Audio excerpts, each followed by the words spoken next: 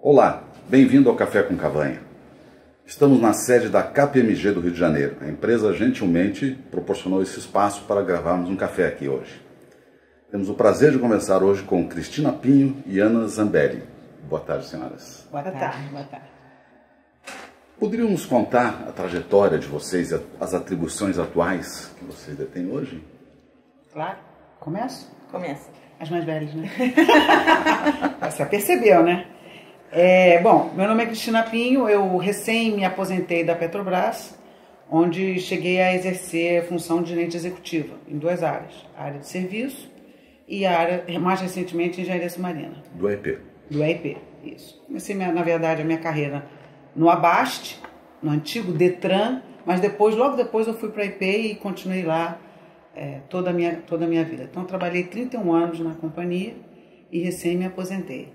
E agora eu tenho exercido a maior parte do meu tempo como presidente do conselho de uma instituição não governamental que é dedicada à conservação, que é o Instituto Luiza Pinho Sartori.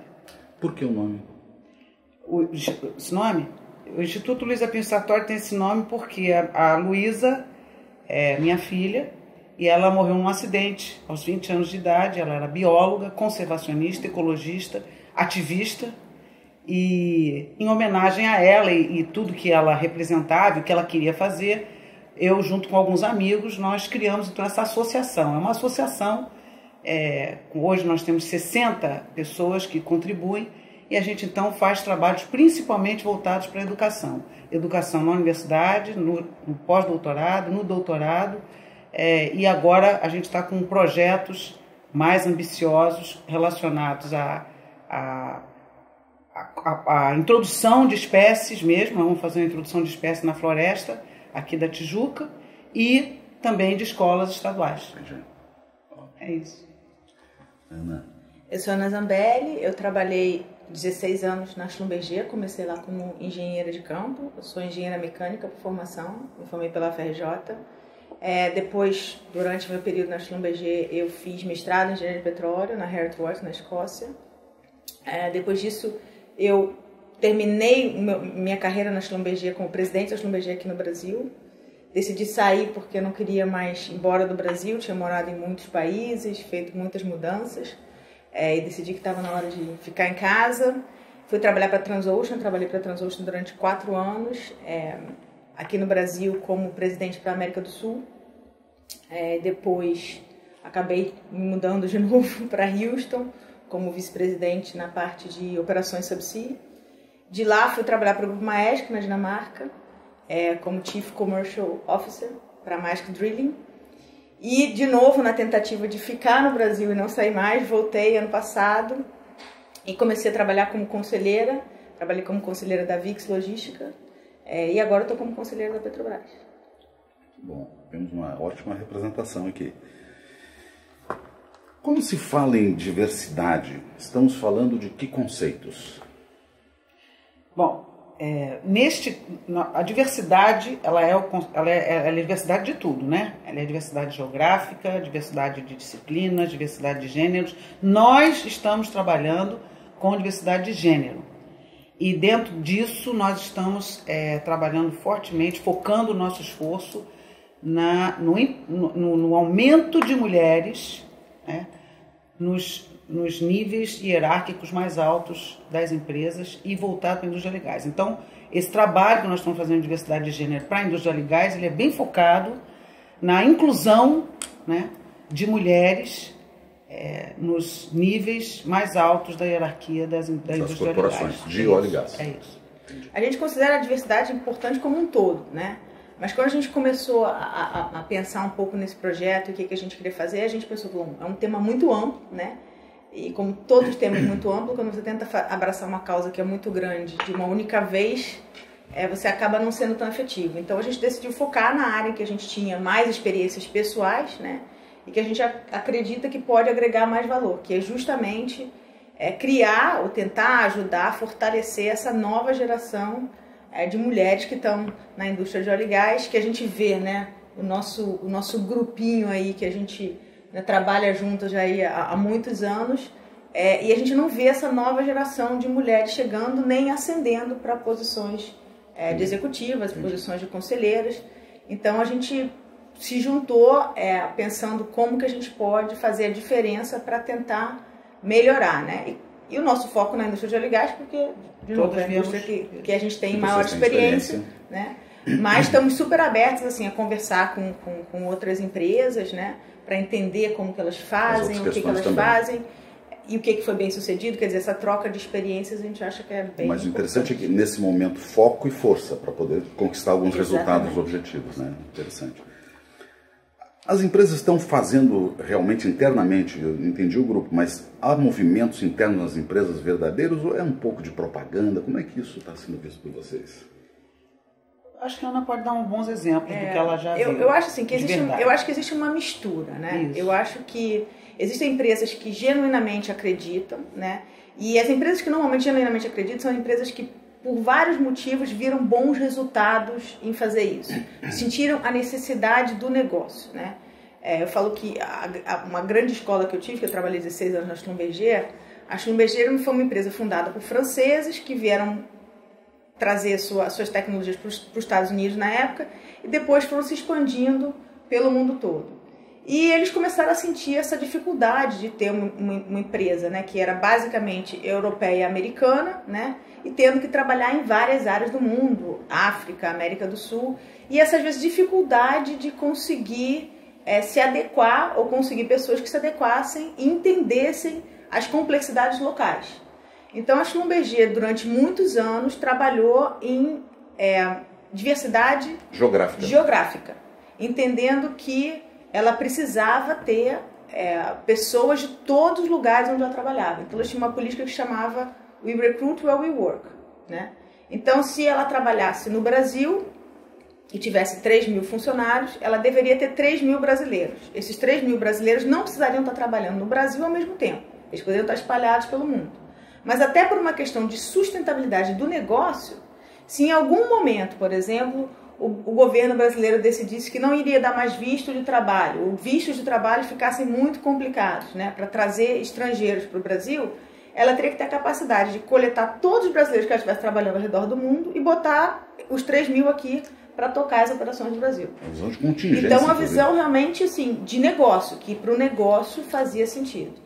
E nessa questão de diversidade de negócios, né, de culturas, de adaptação, ela começou a ver da mesma forma a diversidade de gênero, a necessidade de entender o pensamento de alguns clientes. Alguns clientes tinham algumas clientes mulheres e a forma de tomar a decisão poderia ser um pouco diferente, as coisas que eram levadas em consideração eram um pouco diferentes, a forma de ver e interpretar determinadas situações era um pouco diferente. E ela investiu muito nessa questão de diversidade também de gênero, com essa visão. Isso traz bons negócios, né? Então, assim, você poder ser um pouco de um reflexo do que o seu cliente é do outro lado. Tem algumas indústrias fora da indústria de óleo e gás que viram isso com exemplos bem claros que trouxeram muito valor. Uma indústria que eu gosto sempre de fazer uma analogia é a indústria automobilística, que foi uma indústria que modificou completamente a sua forma de desenhar carros, né, de fazer o design dos carros, quando começou a contratar mulheres engenheiras que faziam design. Muita gente fala de um exemplo que eu não gosto muito, que é o espelhinho no carro, né?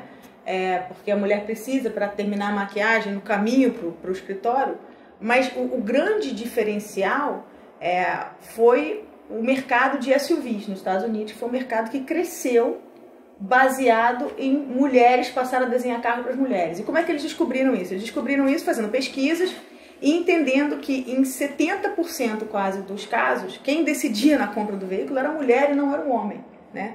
E como as mulheres têm uma estatura mais baixa, os Estados Unidos têm carros muito altos, aqueles caminhões aqueles trucks, né, muito altos, com rodas muito altas, as mulheres tinham dificuldade de dirigir naqueles carros baixinhos, então elas davam preferência para carros mais altos.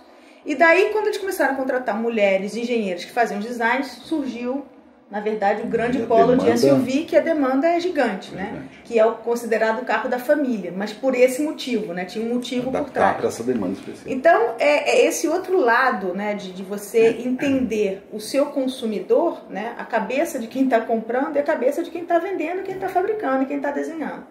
Então, várias indústrias começaram a ver essa necessidade. Na Schlumberger eles tinham essa particularidade por ser uma empresa mundialmente muito grande, mas localmente sempre muito pequena. Outras empresas que têm essa mesma característica? Pois é, as empresas do mercado de óleo e gás em geral, elas têm uma característica já por si só, por ser uma commodity que tem um preço, né, mundial, universal, elas têm essa característica bem diversificada. Mas também por ser um mercado por ser uma área onde inicialmente o trabalho, né, e principalmente há 20 anos atrás, há 30 anos atrás, quando a Cristina começou, por ser um trabalho muito braçal, né, muito pesado, uma demanda física muito pesada, virou um mercado muito masculinizado. Então criou-se a impressão de que era difícil ter mulher, né, trabalhando em plataforma, era difícil ter mulher que pudesse carregar peso como alguns homens carregavam. Então, aos poucos, né, essa estrutura de base do mercado de óleo e gás foi ficando muito masculinizada em função dessa diferença física. E com isso, existia assim, uma exclusão meio que natural das mulheres nesse mercado. Então, você tinha que ter empresas que realmente acreditassem nessa política, nessa mistura, para se focar e para contratar. Essa coisa de acreditar é o seguinte, é top-down. Em qualquer empresa que resolva fazer um processo de inclusão e diversidade, tá? Que é o que eles chamam, né, I&D, tem que ser top-down, tem que começar por cima. E o top-down tem que ser o seguinte, o CEO ou o board, ele tem que querer, mas não é para ser bonitinho, ele tem que querer porque ele acredita que isso vai trazer valor para o negócio. Isso, Cristina, isso que eu queria então aproveitar essa tua fala, ver se você continua. E tem indicadores? Tem como isso? Isso, olha, os últimos trabalhos, várias empresas, eu posso citar aqui várias, McKinsey, Korn Ferry, Deloitte, ONU Mulheres. Então, assim, instituições, empresas de consultoria que já fizeram vários trabalhos com números, e são trabalhos robustos, e os números se falam um com o outro de maneira assim, bastante interessante, onde quando você tem um número acima de 20% de mulheres, não adianta ser uma mulher só, acima de 20% de mulheres, no board ou no classe C, né, no C-level que eles chamam, como executivas, você tem aí as empresas que fazem parte desse quartil superior, elas têm uma probabilidade de ter 21 a 33% de chances de terem uma performance econômica melhor. Então isso você vê em vários relatórios. Um é assim, outro é assado, é 21, é 27. Quando você mistura com etnia, passa para 30 e tantos. Mas é verdade, a diversidade ela é boa para o negócio. E é isso que a gente quer discutir na Rio Gás. A gente não quer discutir... não quer fazer como a Ana diz, um clube da Luluzinha para mostrar mulheres, nós vamos empoderar a mulherada. Não, vamos empoderar a mulherada sim, porque é importante que nos níveis altos das empresas a gente tenha a diversidade do pensamento, a diversidade da solução, a inovação. Então eu estava vendo agora, a Ana também recebeu esse bate-papo também de uma outra empresa, né, no TED Talks, onde a palestrante ela fala que as empresas mais inovadoras, eles fizeram uma pesquisa isso com centenas de empresas, são as que têm mulheres como executivas ou nos conselhos. Então, essa visão que você deu é muito interessante, quer dizer, sobre o mesmo problema, ter visões diferentes. É isso. E também tem outras características interessantes. É claro que a gente pode falar mais pelas diferenças, mas tem também um aspecto muito importante que é você reforçar que, na verdade, nós temos muitas coisas em comum com os homens também, mas existem sim diferenças interessantes que, quando se traz para uma mesa de discussão, elas contribuem fortemente. Então, é uma empatia, um senso de integração, né? É você querer chegar você ter uma análise de risco melhor, você não querer arriscar, então você traz qualidade para a análise de riscos, você traz qualidade para a solução dos problemas, você traz qualidade para a discussão. A mulher não tem vergonha de perguntar, mas peraí, eu não entendi. Então ela levanta a questão e aí ela traz qualidade para a discussão. Isso são coisas que já estão sendo estudadas e que podem ser qualificadas e quantificadas. Existem algumas coisas que são meio estereotipos, né? Que são estereotipos. Mas existem estudos que comprovam realmente que a forma de trabalhar do cérebro da mulher e do homem é diferente. Isso é um fato. Então, é justamente essa combinação, né, que traz esses valores, como a Cristina falou. Você, claro, depende muito da personalidade das pessoas, depende da cultura em que você cresceu, da empresa que você está trabalhando, quão mais aberta ou não a empresa é para escutar, né, opiniões diversas. Tem empresas que são muito abertas, tem empresas que são bem mais fechadas. Mas o que a gente percebe quando existe essa mistura de homens e mulheres é que muito mais questões são de fato discutidas. E a profundidade da discussão é muito maior, né? Porque de fato é como se duas pessoas olhando para o mesmo problema com lentes totalmente diferentes, né? Com focos totalmente diferentes, né? E que complementam, tem uma sinergia. Que se complementam. E daí você tem soluções muito mais criativas. Um outro fato que ainda é verdade, mas que assim, no futuro eu acredito que isso até vai, à medida que vai se balanceando, isso vai desaparecer, que geram esses resultados, né? Tem alguns desses estudos mostram que no net, lá no bottom line, que é onde de fato faz a diferença, essa diferença chega a ser 10%. 10% né? de net maior para empresas que têm mais do que 20% de resultados. Para empresas que têm mais do que 20% de mulheres no seu corpo decisório, seja C-level, ou seja... excepcional. Né? Ou seja... a diferença é grande. Ou seja, em board. E um dos motivos para isso também é uma das coisas que hoje você ainda leva vantagem pelo fato das mulheres serem minoria. A mulher, ela se prepara muito mais para um trabalho, né? Como ela sabe que as barreiras que ela tem que enfrentar, né?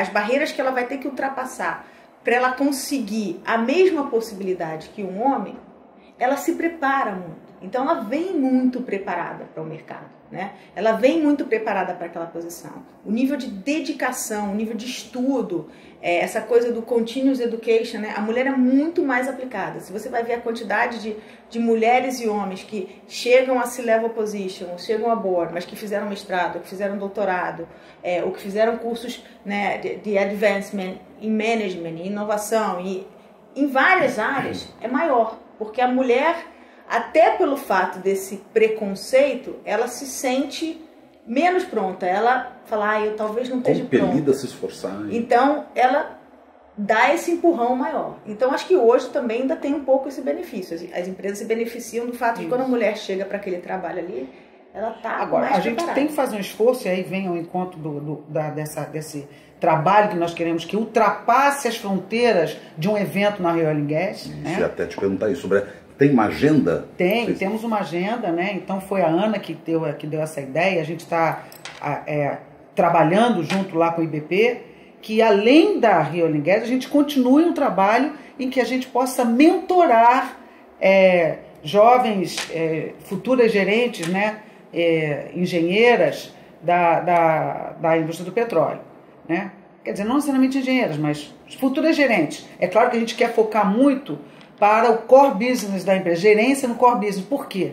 Apesar de no Brasil e em outros lugares do mundo, hoje, 60% dos jovens que saem da universidade serem mulheres, já ultrapassou os homens no nível superior, mas esse funil ele vai reduzindo, e quando chega em gerências executivas é abaixo de 10. Então é muito baixo. E por quê? Uma das razões, é claro, tem o bias, tem o viés da escolha, que a gente tem que ajudar a combater, ajudar a abrir, né, as possibilidades com várias ações afirmativas, seja lá o que for para acontecer, para as mulheres poderem avançar e desbloquear isso, mas também porque muitas das nossas jovens mulheres e tal, elas não estão trabalhando nas atividades fins, não, na universidade, nas matemática, física, engenharia. Então temos que também... E a indústria de petróleo é direcionada para isso. Mas elas estão lá, Tem bastante. Tem uns estudos, assim, em inglês a palavra chama STEAM, né? Que seria Science, Technology, Engineering e Math. Tem estudos que mostram que, na verdade, esse número, a nível de universidade, ele ainda é menor do que os homens. Mundialmente, está na faixa aí de 70% de homens e 30% de mulheres. Para essa categoria. Para essa categoria de STEAM. Mas é meio um ciclo vicioso. parte dessa falta de escolha das mulheres por essas áreas é porque elas também olham para cima e elas falam assim, mas eu não consigo chegar lá, né? Então aquilo é um desincentivo. E quando você fala assim, 30%, tá bom, é um número menor do que o dos homens, não dá para ter o meio a meio, não dá. Mas esse 30% também não chega lá em cima, porque quando você vai quebrar essas estatísticas, né?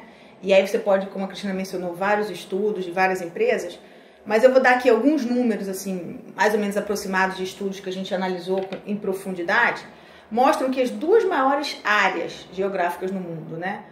Onde esse número é maior do que a média é a América Latina, que está na faixa de 32%, e o Meio Oriente, que está com 39%. Né? Só explica de novo, 32, 39 é o percentual de formados... que vem dessa área de STEAM, ou de Science, Engineering, Technology ou Math, que seriam as áreas que para um negócio de óleo e gás, na formação. Para a área de óleo e gás, são parte do que a gente chama de core business, que é a atividade fim, né? A atividade principal. Então você olha esse 30% em média, e aí você destaca essas duas regiões, América Latina e o Meio Oriente, uma com 32% e outra com 39%, e aí você procura ver o que elas têm lá em cima. Nossa. E no Brasil a gente tem 6% de mulheres dos em 39 áreas... vai para 6%. Dos 32% na América Latina, né? No Brasil especificamente, eu não tenho um número preciso, mas vamos dizer que a gente está nessa mesma ordem de grandeza, e a gente tem 6%, né? E no Meio Oriente, que a gente tem 39% de formação embaixo, esse número ainda é menor que 6%, eles nem divulgam ainda. Ainda que existe um esforço enorme de algumas empresas, principalmente na área de óleo e gás, a Saudi Aramco recentemente tem feito um esforço muito grande, principalmente a nível de conselheiras, né, de board. Por isso que você chamou de ciclo vicioso, quer dizer, não há percepção de subir, por que eu vou me informar aqui então? Por que eu vou entrar nessa área? Então, assim, existe já um desinteresse natural das mulheres por essa área, por causa disso. E mesmo em países mais desenvolvidos, como por exemplo os Estados Unidos, né, que digamos já deveria ter um alcance, né, embaixo e em cima igual, os Estados Unidos está na faixa de 28%, 27% de STEAM, que graduam, mas na faixa de 16%, 15% em Executive and C-Level. Também não sabe. Muito baixo. Então, o que a gente viu, né, parte dessa nossa iniciativa veio do seguinte: há muito tempo, né, desde a época que eu entrei há 20 anos atrás, quando a Cristina entrou há 30 anos atrás, fala-se sobre esse assunto, né? E acho que a gente passou muitos anos falando sobre as dificuldades, as barreiras. Eu conto inúmeras vezes que já fui chamada para painéis, discussões, atividades específicas, às vezes até de outras empresas que eu não trabalhava. Os diagnósticos são aos quilos, né? E que a gente falava sobre quais são as dificuldades, se tem ou se não tem o famoso glass ceiling. O que a gente viu de diferente nesses últimos anos, e que as pesquisas agora já conseguem mostrar de forma palpável, para você fazer essa transformação, tem que agregar negócio para o valor. Se não agrega valor para o negócio, não vai para frente. Então, né? Pegar um gancho no que você está falando, Cristina e Ana, o que é o mundo ideal? O que seria, se você pudesse desenhar hoje no papel, o mundo ideal para a diversidade? Olha, eu vou te dizer uma coisa, tem um número que a ONU Mulheres colocou na tela que eu fiquei horrorizada. Ela disse que se nós tivéssemos hoje a igualdade de homens e mulheres ocupando os espaços em igualdade mesmo, nós teríamos aí um aumento assim no PIB mundial de dezenas de trilhões de dólares.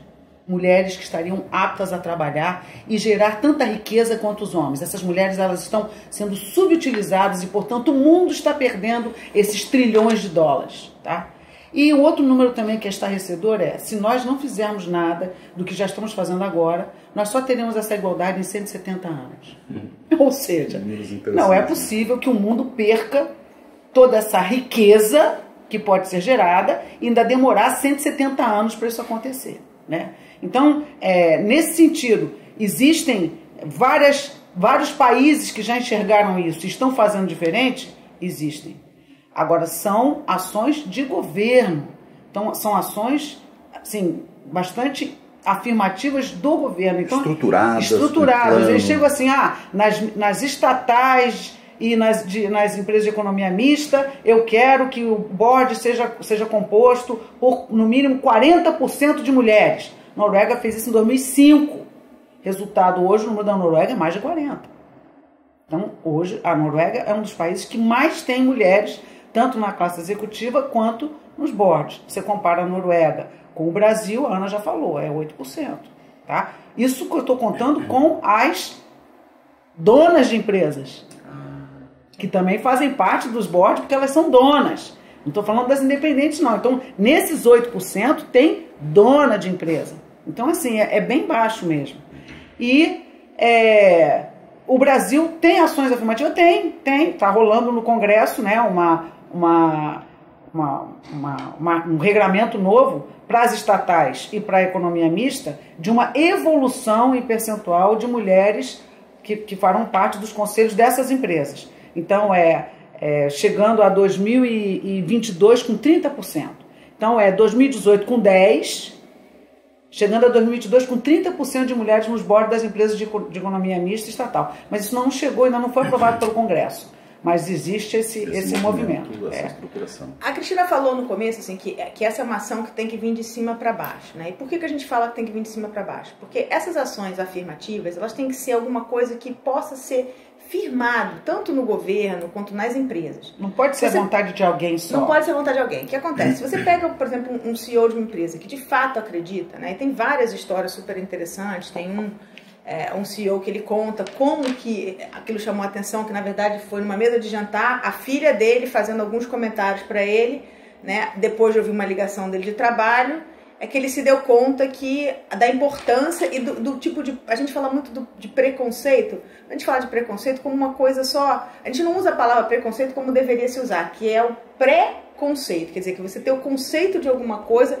já formado antes de você analisar os fatos, né? A gente usa a palavra de uma forma meio vulgarizada já, e esquece o que ela de fato significa. E ele falou exatamente sobre isso, que ele tinha um preconceito de muitas coisas sobre a perspectiva da mulher, que é muito diferente da perspectiva do homem, e que não eram verdade, né? Esse caso que ele conta era de eles estavam tendo uma discussão sobre alguém para um cargo, né? E a resposta dele, se referindo a uma pessoa que tinha acabado de voltar de licença maternidade, foi: não, ela não vai se interessar porque ela acabou de ter um bebê, né? E a filha dele puxou a conversa no jantar e falou: mas por que você falou isso? Não, porque ela acabou de ter um bebê. Então, na cabeça da maior parte dos homens, você acabou de ter um bebê, você quer dedicar tempo ao seu filho, você não quer pegar um trabalho pesado. Mas isso é um preconceito. Você conversou com aquela mulher? Você perguntou para ela se ela tinha interesse? Você explicou para ela da importância para a carreira dela daquele trabalho? Me lembrou do caso do Yahoo, aquela presidente do Yahoo que teve um bebê e continuou praticamente tempo integral. Ela praticamente não tirou. Primeiro, nos Estados Unidos já é muito diferente, porque a licença maternidade são 6 semanas, né? Então é um outro conceito, já é um outro conceito, né? E o que a gente fala de diferenças é assim: quando você fala de trabalhos num cargo de C-level, num cargo de board, o nível de dedicação que você tem que ter para chegar nesses trabalhos é enorme, independente de você ser homem ou de você ser mulher, né? Eu me lembro de ter trabalhado para um CEO no Schlumberger, que uma vez perguntado se ele acreditava em alguma mulher ser CEO da Schlumberger algum dia, ele falava que naquele momento não. Muito diferente do que as pessoas... Ele falou, muito diferente do que vocês estão pensando na sua cabeça agora, que é uma questão de preconceito, até porque ele foi um dos que criou essas políticas todas, né, que sustentavam, que davam sustentabilidade para o desenvolvimento de mulheres na empresa. Ele falou, porque eu não vejo nenhuma mulher hoje dentro do meu time com a vontade e a disposição de abrir mão de tudo que eu tive que abrir da minha vida pessoal para a demanda que tem um cargo desse. A demanda de viagem, a demanda de horas de trabalho. Mas ele perguntou, isso não é um preconceito, não? E aí a discussão foi toda em função disso, se não era um preconceito, se de fato ele fez essa pergunta. Porque realmente há coisas que as empresas podem fazer para poder abrir esse espaço. O que o Inor fez recentemente de dar licença maternidade para os dois, ao mesmo tempo... De 6 meses. De 6 meses. O que significa isso? Significa o seguinte, quando retornar, os dois estão na mesma condição. Não vai existir mais o quê? O preconceito daquela mulher que ficou afastada do trabalho e perdeu o pique. Não, os dois estão afastados porque os dois têm responsabilidade com o bebê e os dois vão voltar para dentro da empresa, olhar, e o olhar para eles é o mesmo. Isso é uma ação muito forte. Isso é um sinal fortíssimo de uma empresa que realmente acredita que vai ganhar dinheiro com a inclusão. E não vai perder. Entendeu? Então, quando você pensa nesses preconceitos, então é uma das coisas que a gente fala, e parte desse trabalho que a gente quer fazer que a gente chama, né, de estarmos aí ajudando a formação de novas mulheres líderes no mercado, quer dizer, mulheres que já tenham essa vontade, né? É justamente levantar essas questões, né? Muitas vezes a mulher espera ser perguntada, né? Porque como essa é a posição dela, né? E ela acha que ela vai ser perguntada. E ela não enxerga ainda, principalmente quando é mais jovem, que já existe esse preconceito, que a maior parte dos homens vai falar: ah, mas ela acabou de casar, ela quer ter tempo para, né, o casamento, para casa.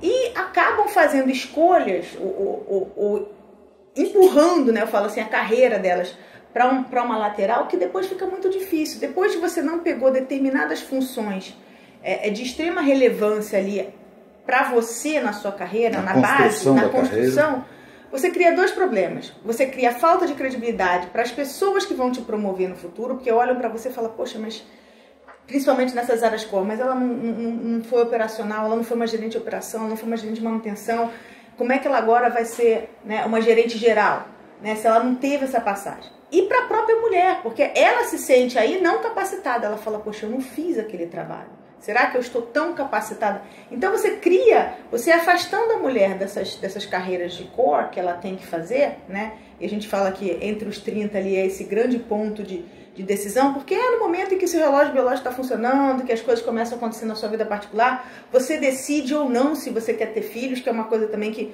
no passado todo mundo assumia, que todas as mulheres querem ter filhos, né? A gente conhece algumas mulheres que são super felizes, que não quiseram ter filhos, ou que não quiseram se casar, ou que fizeram outras opções de vida, né? Então, assim, não ter esse preconceito. Então, eu acho que, assim, quando você pergunta, assim, como é que é o mundo no futuro que você vê, o mundo ideal? É um mundo que esse preconceito, essa visão de, já vamos pré-definir as coisas porque a gente já sabe como as mulheres pensam. Não, faz a pergunta. Você tem esse trabalho, você tem aquele trabalho, o que você gostaria de fazer? Isso aconteceu comigo. Eu fui afortunada de ter ter tido uma gerente mulher, né? E quando eu estava voltando da minha licença maternidade, eu estava aqui no Brasil, e eles tinham 2 trabalhos, né? Ela queria que eu fosse trabalhar, inclusive, no time dela em Paris. Eu queria fazer um trabalho nessa época de recursos humanos. Na Schlumberger existia essa percepção da diversidade como um todo.